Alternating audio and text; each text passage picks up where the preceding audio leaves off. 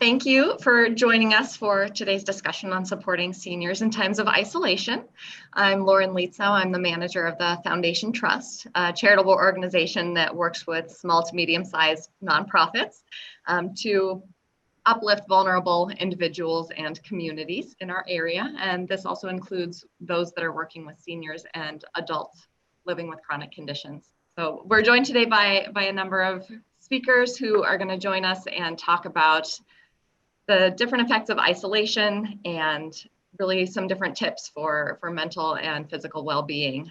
So this idea was initially born out of a resource that the Foundation Trust put together with some of our Council on Aging partners back in April of 2020, when isolation from the pandemic was really just starting to hit hard and everyone was kind of floundering in this uncertainty. So we wanted to put together this resource to show people that they weren't alone and give some tips to try to help people see their way through.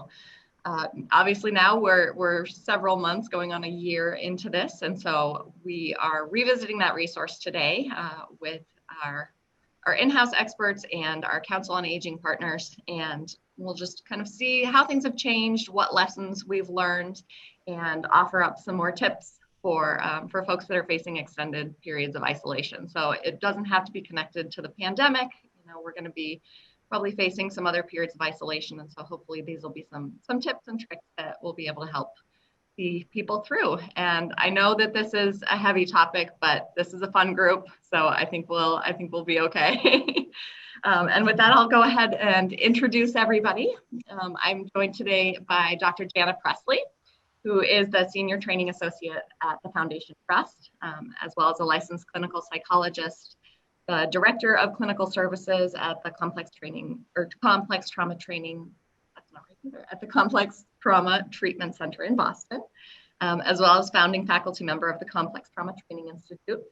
And she was co-author on the Foundation Trust resources around the COVID pandemic. So welcome, Jana. We're also here with Stacy Mancello, who is the Executive Director of the Melrose Council on Aging, where she's been for a little over a year. And she comes to us with 25 years of public advocacy and elder care program experience. And she's also currently president of the North Shore Councils on Aging Association and on the board of directors of the Massachusetts Councils on Aging and Mystic Valley Elder Services. So welcome, Stacy. We've also got Doreen Arnfield, who is director of the Amesbury Council on Aging, who's also one of the Foundation Trust grantees. She has been with the Amesbury Council on Aging for almost 14 years and is also a licensed social worker. She's got a background in community health education and a master's degree in community social psychology. And she also has 5 years experience as a certified personal trainer, which you'll see later is relevant to our discussion. So welcome, Doreen. Thank you. And we are also joined by Courtney Hutchinson, who is the Assistant Director of the Amesbury Council on Aging. She's been with the council for 6 years and is also the program manager for the Amesbury Elder Mental Health Outreach Team, which she'll speak to today. She's got a master's degree in social work and is also a licensed independent clinical social worker. So welcome, Courtney. Thank you. So with that, I think we'll dive in. We'll start with kind of the discussion about the impacts of isolation. We'll kind of have Courtney and Jana kick us off and share their experiences and what they've been seeing, just how folks are grappling with isolation and the impacts that it's been having. So Courtney, why don't you take it away? Sure. Happy to be here. So yeah, the elderly population, as we know, is a vulnerable population at any given point. Never mind when it comes to isolation and everything else. So for the last year, it's rightfully so been extremely difficult for them. And as time goes on, I think that's only intensifying. So what we're seeing in our older adult populations in this area has been an increase in depression and anxiety, especially just because a lot of those one-on-one physical connections that they've had with either family, helpers, outside resources has really been taken away since the pandemic has started. So they've had to do a lot of things on their own. And a lot of things they're unable to do on their own. So it's been tough. It's been really hard. Even, seeing somebody once a week for therapy has been taken away from them, or seeing their loved ones on a Sunday has been taken away. So really trying to find ways to keep them engaged, and break up that isolation as much as possible, so we can bring some hope back to them. So in addition to the depression and anxiety, we're also seeing an increase in substance use among our elders, as a way to self-medicate, which has been really tough. PTSD, I know John is going to speak more to that in a little bit, but the trauma of the isolation has also brought a bunch of other issues, which has been really tough for them to deal with, in addition to an increase in cognitive decline we're seeing with our elders as well. Because of the isolation, a lot of those interactions, like I said, haven't been occurring. And in turn, the cognitive decline is really, we've seen a big increase with that as well. So a lot of negative, which is not great, but also with that, finding a lot more positive ways to keep them engaged as best we can. Well, and Courtney, it's so helpful to hear you kind of talk about what you've been seeing during this time of the pandemic and increased isolation, because what you're speaking to, I think, already exacerbates the fact that older adults, already 1 in 4 older adults are living with some sort of kind of ongoing struggle with either depression, anxiety, or cognitive decline. And so, as already a vulnerable population, as we all well know, this pandemic has been so difficult in really limiting the resources and coping capacities that folks who are already struggling are dealing with. And it will be great to hear some of you talk about some of the ways that you've really supported and stepped in when access to loved ones and access to sort of outside ways of coping that were previously available have been really stunted in these recent months. So Jana, maybe you can speak a little bit about folks with prior trauma. I know in some of our discussions, we've been hearing about how, the pandemic or isolation is just really kind of sparking these reactions that are kind of stemming from people's past experiences. Yeah, absolutely. I mean, the elders, some percentage of the elderly population also are dealing with the lasting effects of past trauma. In fact, we know over the lifespan, statistically, over 70% of adults 65 and over have experienced at least one traumatic event over the course of their lifetime.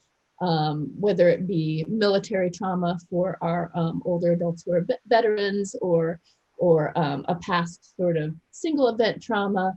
And then as we talked about it and have talked about in some of our Foundation Trust resources, the ongoing impact of childhood trauma that folks can struggle with throughout their lives. And often that type of lasting trauma often overlaps with some of the depression and anxiety that Courtney was talking about as well, that some older adults can be sort of chronically struggling with. And so what we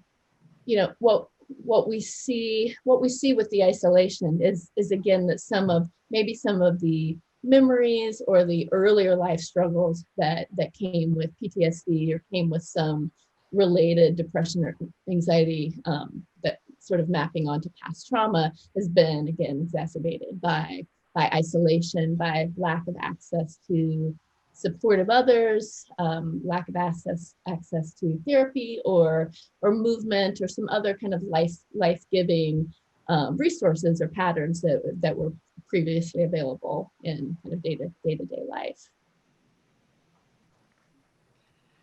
Also, let's maybe talk about some of the things that the councils on aging and different resources have been doing to help deal with the increases in depression and the other issues that you've been facing just in terms of the isolation. So open it up. We can talk and have Doreen and Stacy and Courtney share a little bit about what you guys have been seeing, in the councils and what you've been doing. Well, if you don't mind, Stacy, I'll go first, and I'm sure you have a lot to share. Every council on aging is very different. We're all very dedicated and passionate about what we do, but we do it all in very different ways because the cities and towns are very different, just budget, funding wise and population wise and location. What we started out doing, thanks to the Foundation Trust, is we're loaning out tablets and Alexa devices through another grant, actually. But between the two, we're loaning out devices for a 3-month period of time. We're helping support seniors who are a little bit ambivalent about learning how to get on virtually and or do a FaceTime chat with their kids or their friends. Or even their doctors. So we're trying to help get some people,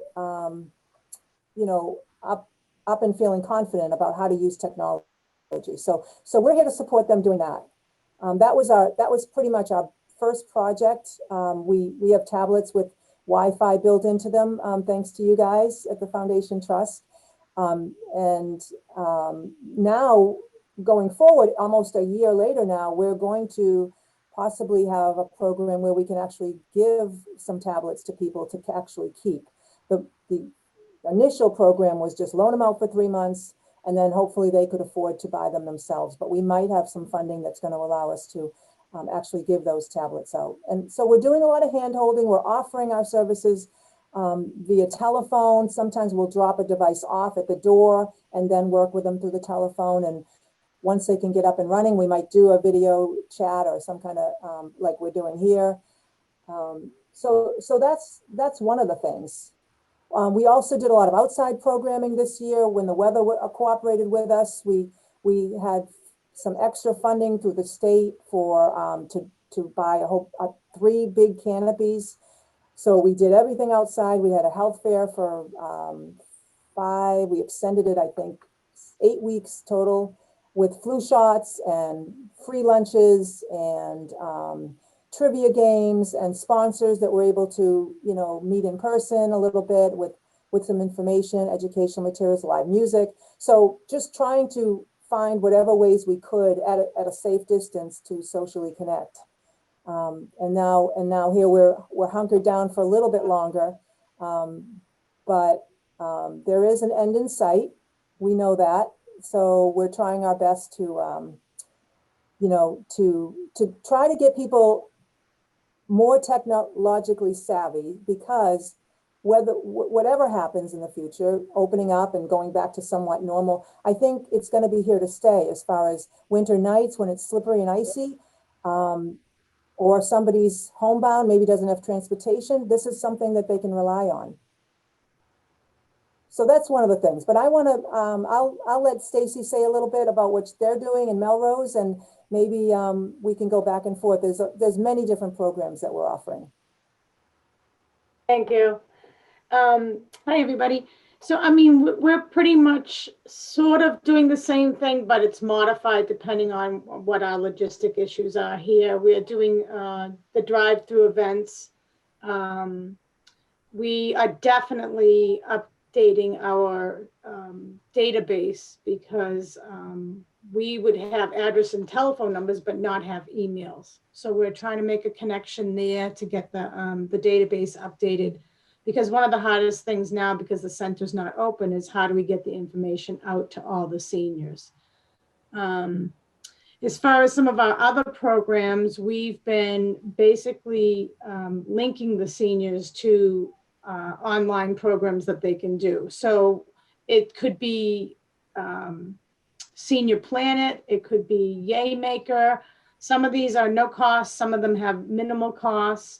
But we're also trying to offer, like we did an art therapy class virtually, and it worked out well because the theme of the art class was light. And so it's like, is there a light at the end of the tunnel? How can I feel lighter? It fell perfectly in the middle of the time of Hanukkah, which is the celebration of lights. And we got rave reviews. And it was really interesting that people were declining the offer right from the start because, no, I don't paint. I don't know how to paint. And then on the other end of the spectrum, the experienced painters are like, what are you teaching me? So it was just kind of interesting. But I think we've had pretty good results with those sort of activities where people are willing to, you know, try something new. You know, what I'm finding in the field, like we deliver groceries weekly. I really had the sense that the four walls syndrome is just taxing the seniors more than like last year. Like this seems to be a more difficult run. So we're really patient on the phones because of the increase of phone calls that are coming in. And we're trying to make offers. But I think one of the big things that we notice is the physical contact they miss. So it's the hugging. It's very, very awkward to be at the door and you have to stand 6 feet away and they're like, oh, just come give me a hug. You know, I've talked about the stuffed animals before. I think those, I don't believe that it's, you know, childish or foolish or anything like that. I think that they really, you know, we're trying to get more stuffed animals out so that folks can, you know, have buddies in the home. So, but it's really hard. And now with the vaccine, you know, I won't get into the distribution issues and all that, but the vaccine, we're just telling folks, hang tight, hang tight. It's better to be safe. But I think they emotionally or mentally feel like, what if I'm left out? What if I'm left behind? What if I don't know how to get online to register? So those type things we're offering for the folks that don't have devices or don't have internet, that we're asking them to call the Council on Aging and we'll register them for their vaccine. The problem right now is because we're so early into the clinic schedules, there are no appointments. So the fact that there's no appointments, my concern is that that could weigh so heavy on them, you know, around the clock. There's no appointments, you know. So we try to keep their spirits up and, you know, brighten their day, but it's very, very difficult. It is, and it's difficult for our staff too, isn't it? Like we're not immune to this. I think treating everybody as individuals, we can't group anybody together as to say they do this and they do that. Everybody's individual. Some are good at computers and technology. Some are good at adapting. Maybe others aren't so much based on their background or their personality. So we're treating everybody, trying to treat them as individuals and still doing what we always do, which is providing resources and being there for people to answer questions. We're not in person. We're not hugging right now, but we are there. You might not see us as often as you normally would. It's not ideal. It's not perfect. But for now, we're trying to adapt just as everyone out there who's listening is trying to adapt. And we're learning. We're learning a lot from it, I think. I think we're learning to appreciate some of the things that we never would have appreciated before.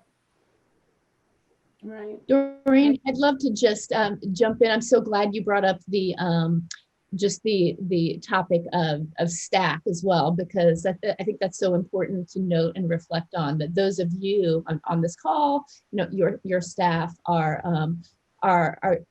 working and carrying this burden of supporting the burden and delight, right? Like the joy, but the hardship of sort of seeing the pain that folks are going through. And Stacey, like you were saying, like wanting to hug and offer that physical touch that's so mutually rewarding, and having that limited right now. But I know it's such an important topic, both with overall kind of mental health challenges right now and the impact of trauma, like we were talking about before, that people in caretaking roles are really feeling this impact as well. And that also goes for caretakers, the family members, you know, sort of on the outside who are limited and feeling the desire to be connected in the way that they always have historically. And so just as you brought that up, it just made me think of just how important it is for caretakers in every role, whether it be family or staff, directors of agencies such as yourself, are also really engaging and reflecting on,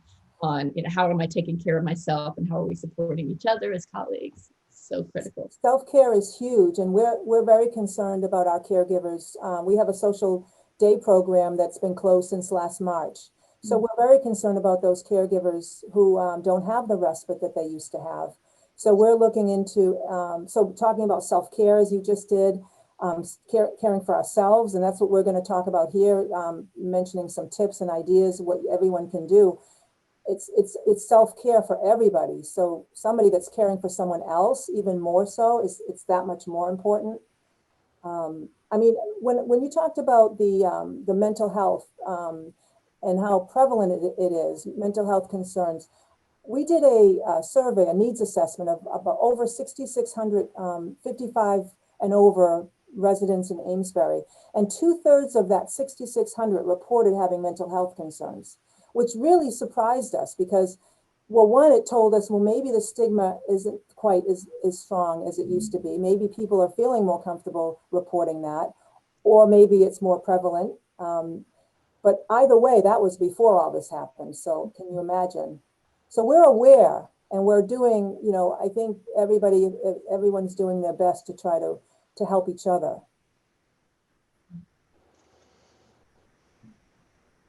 So you also, let's see, I think you spoke about how, you know, winter is kind of a game changer. There's a lot that you're able to do in the summer and get people out, but what are some things that you've been finding are working well now that the weather's not cooperating?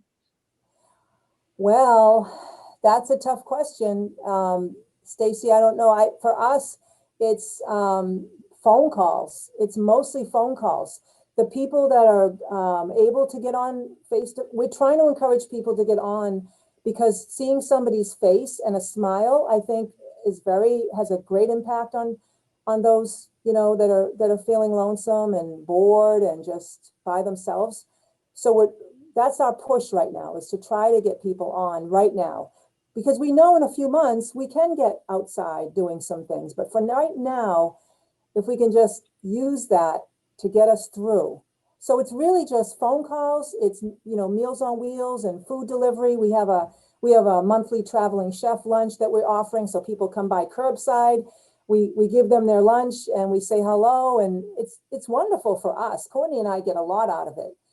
I mean, we just did that last Wednesday, and I feel very energized after that, because just people are so appreciative, and it's just so nice to see everybody. So for now, it's not a whole lot. It's the virtual programming and it's the telephone calls, and we're planning. We're doing a lot of planning. For the telephone calls too, though, what I think has been really helpful for seniors is that a lot of insurance companies have started to allow or approve us to do therapy over the phone, and the therapist can still get paid. It can still go through insurance. So for a lot of elders that don't have that technology or are not comfortable with that, they could never before just talk to their therapist on the phone and have it count. Now that insurance companies are allowing that, especially Medicare, I have found has been huge in helping through this isolation period, because that hour can get them through to the next week. It's really been huge. So for us, at least from my end, from what I do, I think that has been very, very helpful. And hopefully it continues even, and I know they're trying to push it after the pandemic because it has been so successful. So hopefully that's something that stays as well. And transportation doesn't have to be an issue, right? Correct. Yeah. I also heard that some insurance companies are waiving the copay. Yep. Just to be supportive. So it's been, I would check with the insurance company and see, because I think some folks are less likely to do things if it's going to affect their personal budget. Right. But it's well worth it.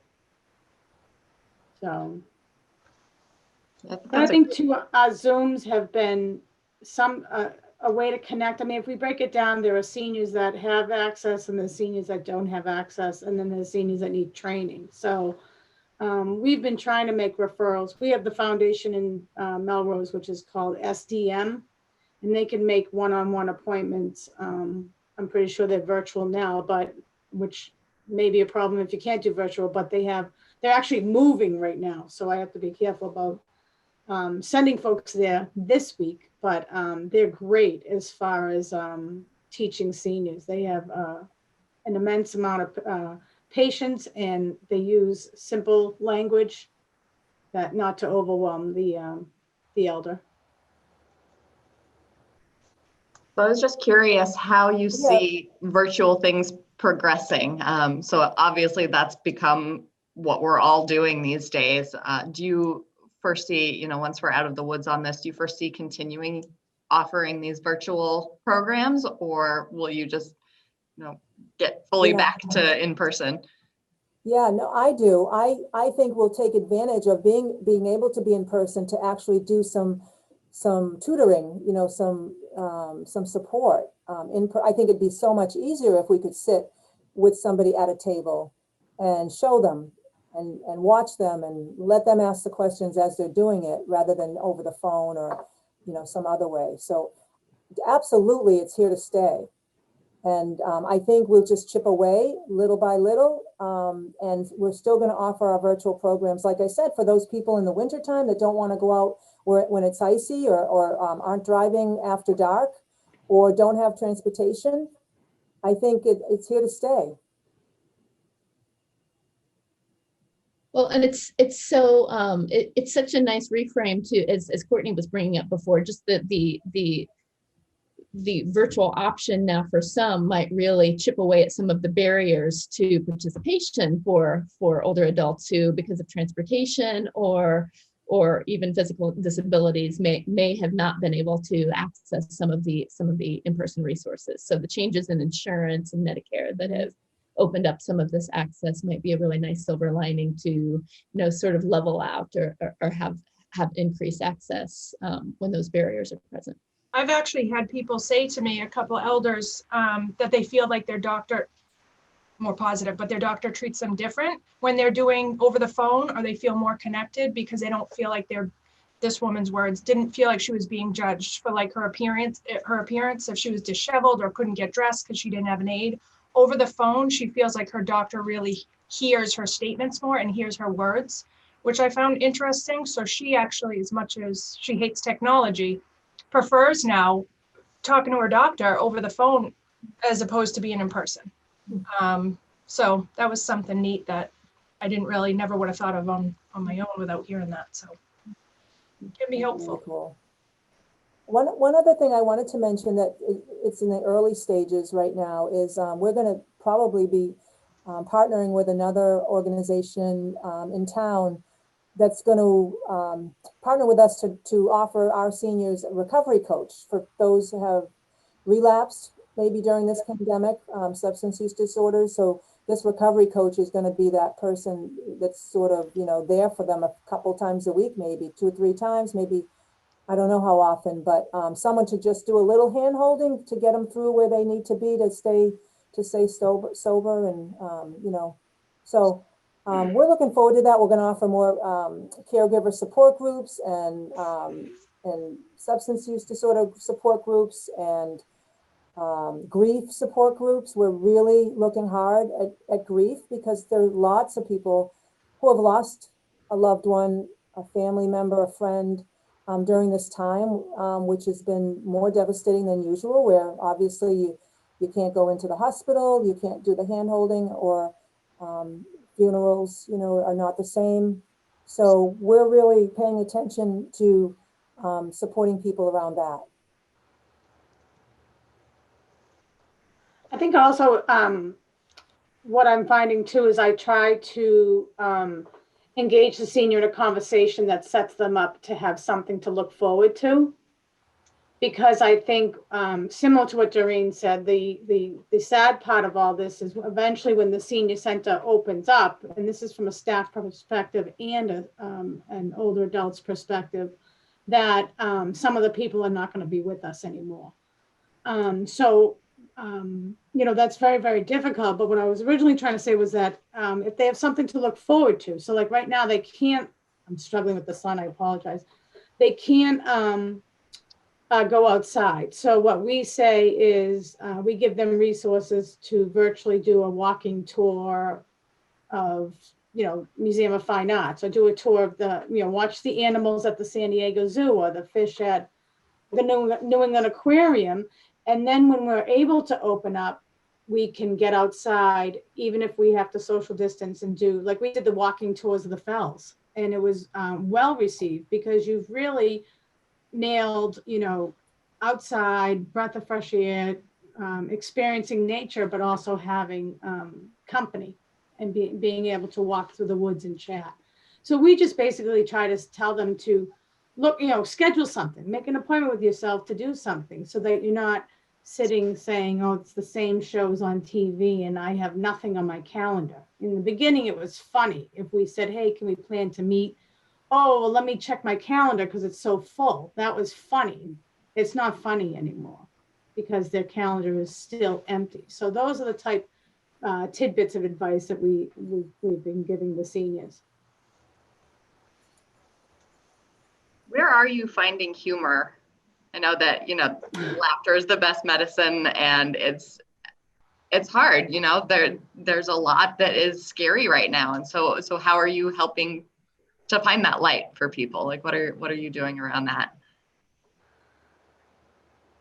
For me, I'm just being myself, and wherever it comes our way, something that pops up, we just try to remember not to be so serious and try to just take it a little bit with a grain of salt. I think it's just reminding ourselves that, life is short. This is what we have right now in front of us. Let's make the best of it. And there's funny things in everything we do all the time. Just humans are funny. Just well, it's interesting animals because, are funny. Yeah, we've done some Zoom sessions that don't really even have like an agenda. They don't have so, but then we will say, okay, next Zoom, have your picture of your grandchildren ready, or have a picture of a pet, even if you don't have that pet anymore, or your favorite thing. But it's interesting because when we hit a point where there was silence, like no one had anything to talk about, and someone said, so what's today's weather? And the answer was, who cares? Because they're not leaving. Or same as yesterday, room temperature. So as much as it is hard to, be stuck at home, I think that I agree with you that sense of humor is very, very important. We did a virtual vacation in the fall with an intern, not quite on the realm of funny, but it was lighthearted, and I think it made everybody feel like they were there. Kind of watching somebody. We had an intern who used to be the Boston Duck tour captain. So he took his phone and he would just narrate areas of Boston, or he went up to the lighthouse in Maine. He went to different places with his camera, and then he would show it on a YouTube link. It's still available. But I think it was a way to, if you can't get out of your house, this is the next best thing, is to just kind of look at all the beauty out there and kind of imagine yourself there. So it takes a little bit of, what's the word I want? Well, engagement. You have to apply hardiness. yourself. It takes a little bit of hardiness. Yeah. And you might have to make an effort, but you can get there. It's amazing how if you change your environment, even if it's in your head, you can get there. Yeah. You could also do too, what I do with the people that I see for the one-on-one counseling, I give them homework to ask Alexa 3 jokes a day. So their homework is to listen to 3 jokes a day with Alexa. And then the next week when we check in, they have to tell me their top 3 favorite ones. So they write them down just to keep it light, but still giving them something to do.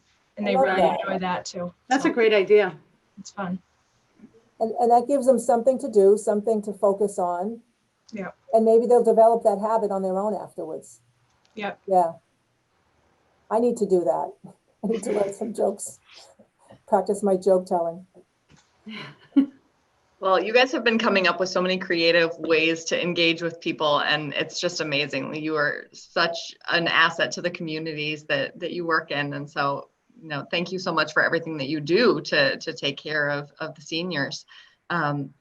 So we've kind of been getting into some of it, just about like tips for people to, keep themselves well and, find areas of light and hope kind of throughout their days. So I thought maybe we could transition to talk about, some tips and some things that both individuals and their caregivers can be doing to really kind of help support them during these times of isolation. So I think let's start, Courtney. I think you put together a list of well-being and isolation kind of tips, and I can pull that up if you want to walk us through it. Sure.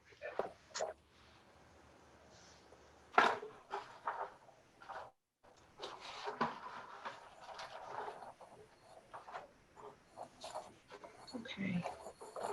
And these tips, again, they sound pretty basic, but when you're isolated and really don't have anybody else near you to remind you, sometimes they're not so basic, and they can seem like they take all the energy out of you. So these are just really reminders, but super important ones to kind of keep you on track and help you get through the day.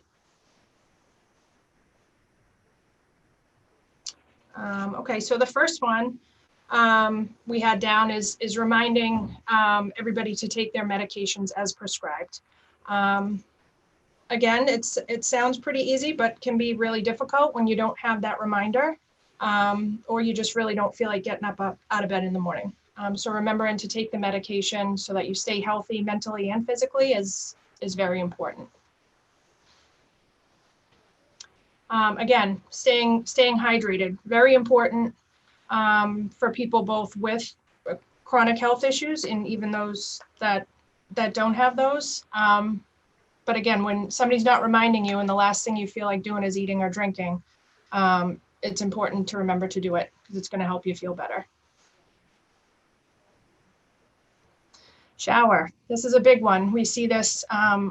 I see this a lot of times. It's very difficult for people to even get dressed, never mind taking a shower. So it doesn't have to be every day, but at least every other day, because it can kind of make you feel a little bit more inclined to take on the day. I tell people when you get in the shower, if you don't want to, think about getting in the shower as washing away all the negative feelings, if nothing else, even if you just stand there. And that really seems to help. So reaching out to one human outside.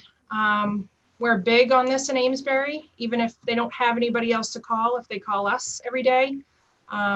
We have a phone tree of people that will check in on them as well, but hearing another voice, even if it can't be in person, is very helpful to decrease in those feelings of depression. So one thing safely to get your heart rate up. A lot of times people are stuck in their recliner on the couch. And of course that comes with increased heart issues or decreased immune system. So getting up and really reminding yourself to get your heart rate up is important, decreases the risk of blood clots, etc. One thing that you will be glad you did later, sometimes that's even taking a shower. It can be anything, but something that really makes you feel that you were productive at least once during the day can decrease, again, those feelings, symptoms of depression, anxiety. So it can be anything they choose, but one thing that they're going to be happy that they did.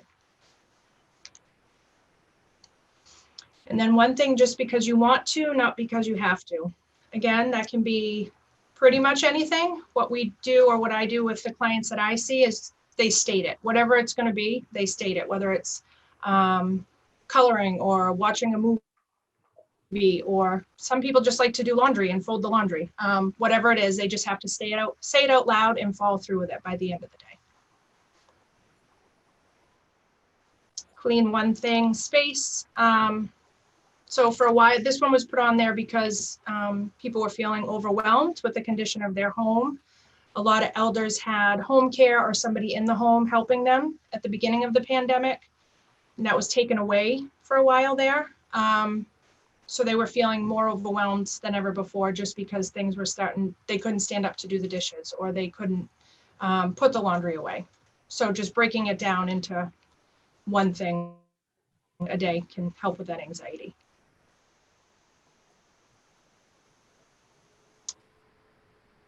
This we put on there because a lot of people felt like they had a purpose again. A lot of times when people don't feel like they have a purpose is when they're feeling really down on themselves. So a lot of people had their grandchildren before the pandemic, for example. That gave them a purpose that was shut down after. So having a plant or a cat or a fish, something along those lines, they had to get up every day because they felt like they were needed by that individual or thing or person. We spoke about this a little bit already. Laughing at least once a day is huge. So if nothing else seems funny, ask Alexa, and I can almost guarantee that she will say something funny. And this is a huge one. We focus on this a lot. I think you're setting elders up for failure, my personal opinion. If you tell them, just don't worry, don't watch TV, don't do anything, it's going to get better. That's setting them up for failure because we're human. We're going to worry. So instead of telling them not to worry, I give them a 30-minute block a day. You have 30 minutes whenever you choose to worry about anything and everything you want. And then really try after that 30-minute break to save everything else for the next 30-minute worry period the next day. I found in doing this, it really does help because it lets them know that they are human and it's okay. But the rest of the day, really try to be proactive or do something that's stress-free.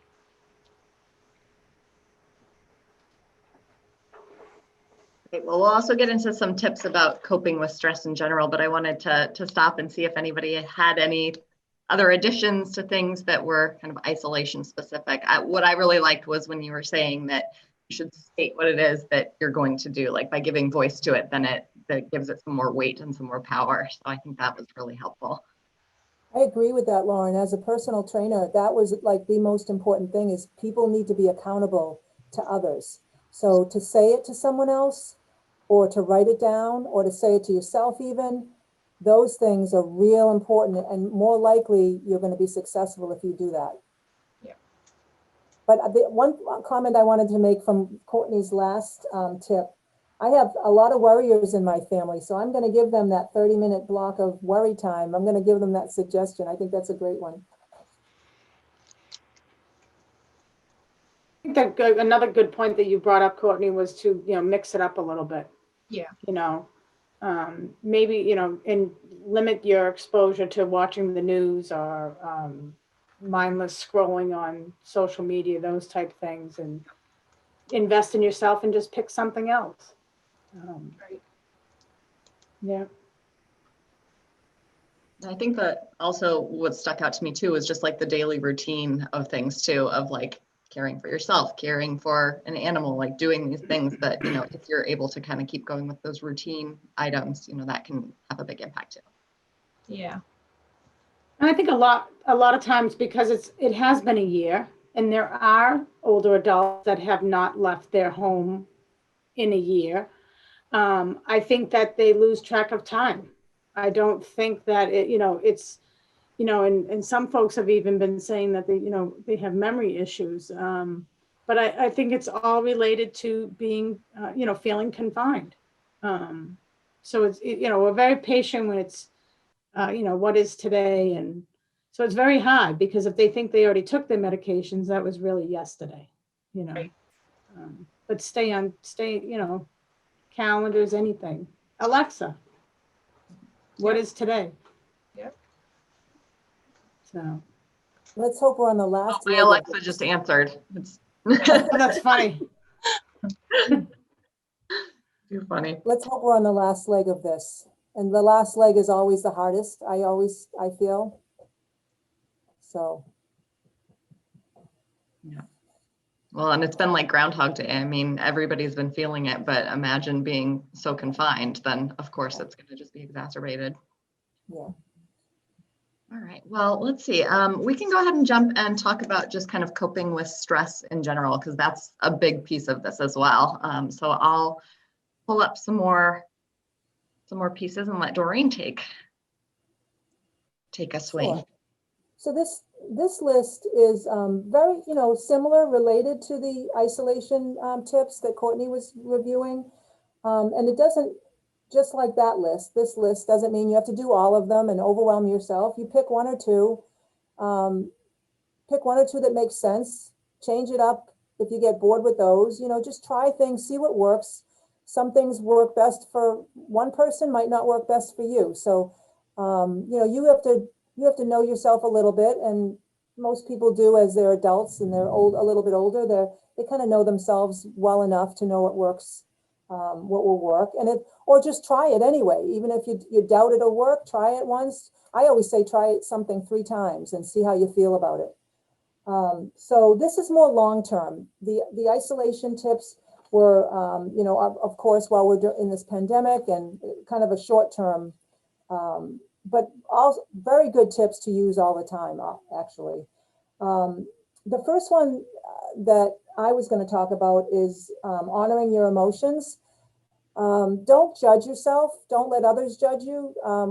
Feelings are okay to have, and they're not to be judged. They are what they are, and just name it. If you try to pull up what you're feeling at the time, and if you're feeling anxious, say to yourself or say to your pet, anybody, write it down if you want. Just acknowledge it and honor those.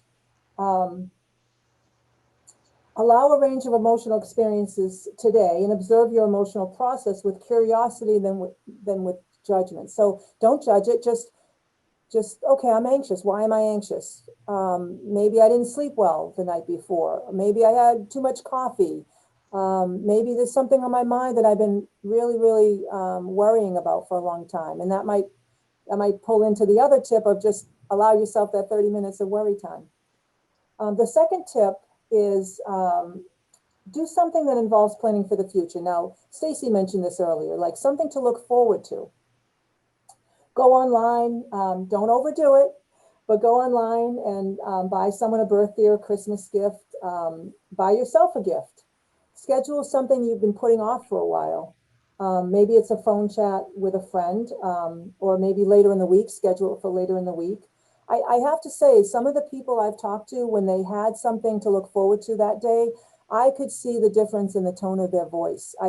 When I was talking to them, before I even knew that they had plans for that day, I could tell. They talked very, they're just very much more uplifting and positive. And so even if it's the smallest thing, if you have a project at home that you've been wanting to tackle, plan for it, set some goals.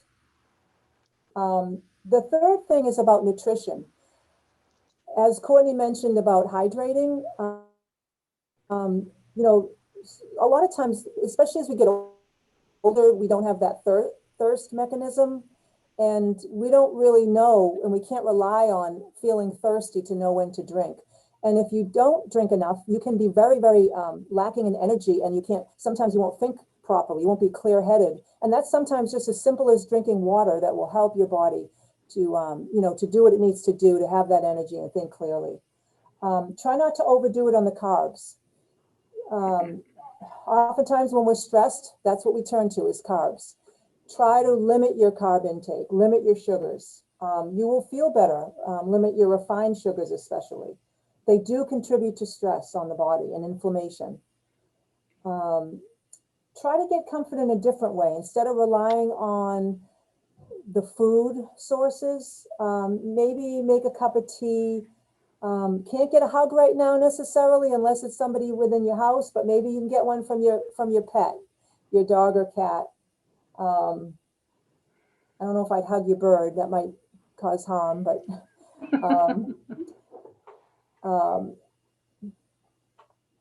it's not the same as eating ice cream maybe, but actually if you can lower your carbs over time, you won't crave them like you do now. And make sure you're eating enough protein. So maybe replace the carb with a protein. If you're spending a lot of time on social media, maybe just limit that. And it's same with television and news. Really try to keep yourself on track as far as being aware of how much TV you're watching, how much Facebook you're on, and those are ways to connect. That's great, but just don't go too far. You know, don't just scroll. I mean, it's not really that helpful to be on it too much. So I think changing your environment from your face in front of the the phone or a tablet to getting up and moving and doing something else in another room might be the answer. And unfollow people who make you feel like you're not enough in some way. Sometimes Facebook accounts, there's some drama attached to that. Maybe you're comparing yourself to them who are appearing on Facebook as having the perfect life, not necessarily so. They might trigger unhealthy feelings or memories. So again, being aware of your emotions and doing something about that, I think is important. And again, if you find yourself glued to the TV, don't just sit there. Do some light stretching, move your body, pace around the room, clean up things around you. Sitting still is the worst thing you can do to your body, unless you're recovering from surgery. And even then, they get you up and moving pretty quickly. So when you're stressed, it can be very hard on your body because the body isn't able to process the chemicals and hormones released from the stress response. So when you move around, you can help your body work through this process. So movement is good, even if it's the smallest, even if it's rolling your ankles and, okay, you might have an injury somewhere. Don't focus on what you can't do, focus on what you can do, and just little baby steps. We talked about staying hydrated already. And the next one beyond staying hydrated is just say no. You'll likely need to say no today, either to yourself or someone else. Set a boundary with someone you don't want to talk to or who drains you. Surround yourself with the people that energize you. Remember that you can say no or set a boundary with kindness and compassion. If saying no is hard, you can simply say, I'll get back to you in a couple days. And after a while, it does get easier if you practice it. So learning those boundaries and doing what's good for you. This is about self-care. And the last one is to breathe. Sounds like a silly thing to suggest, right? We're all breathing. But boy, does it make a difference when we're taking that deep breath in. Let's take a deep breath in right now. And exhale. It seems simple and it might not solve anything, but in the moments when you're feeling frustration, did you notice your body? Your body just relaxes a bit. And if you take a few deep breaths at a time, it's going to help overall. It's going to influence your psychology and your mood. And at any time you can take these deep breaths.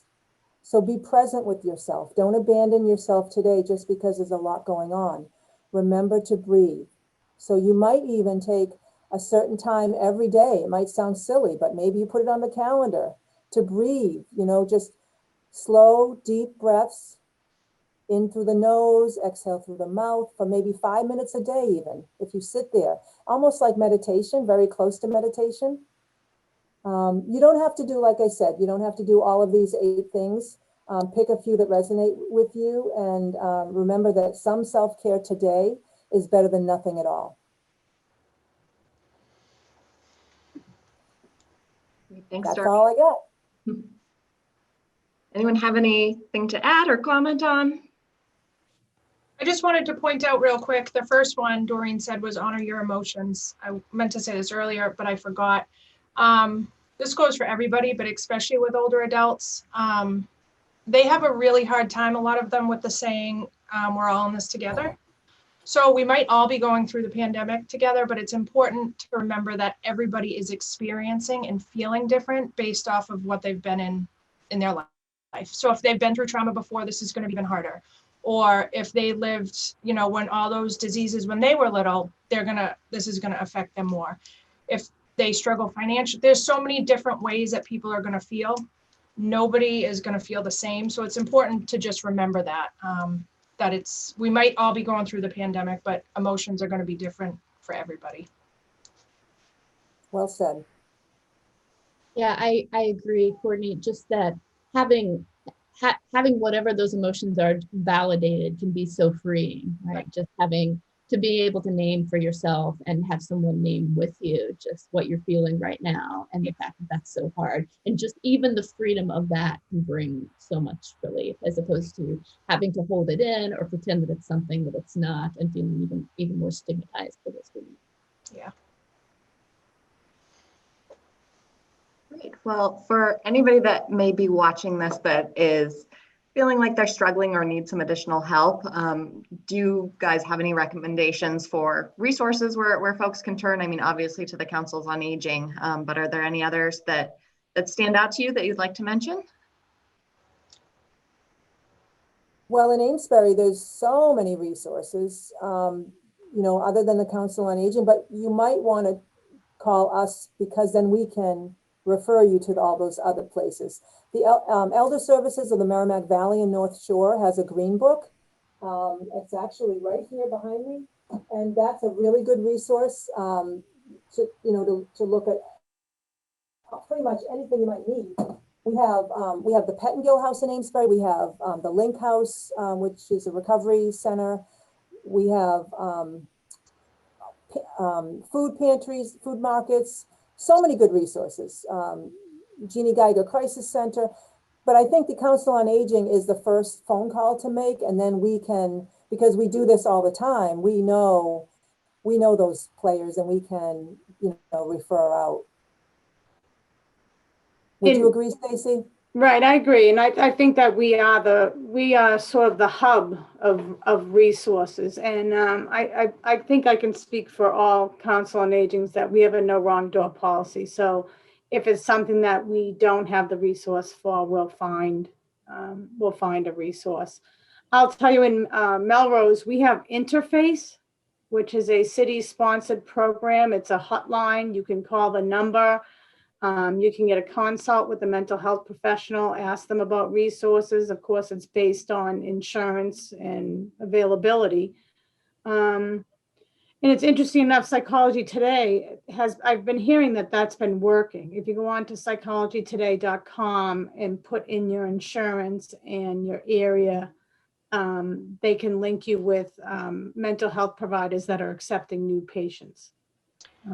So that's been a great resource. But again, always Council on Aging will get you there.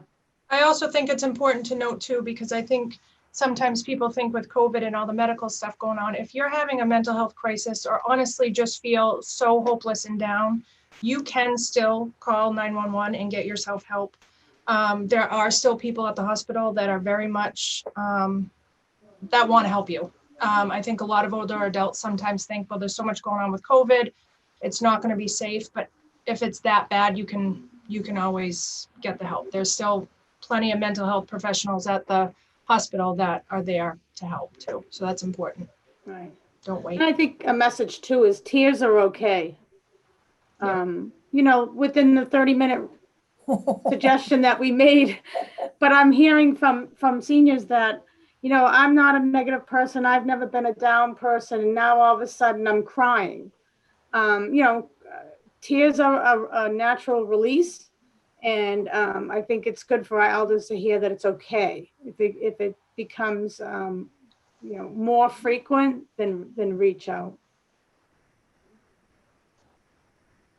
Great tips today, everybody. Thank you so much for sharing. I want to thank everyone for joining us today, and we'll put up websites and phone numbers in case anybody needs to reach out. And thank you so much for joining us.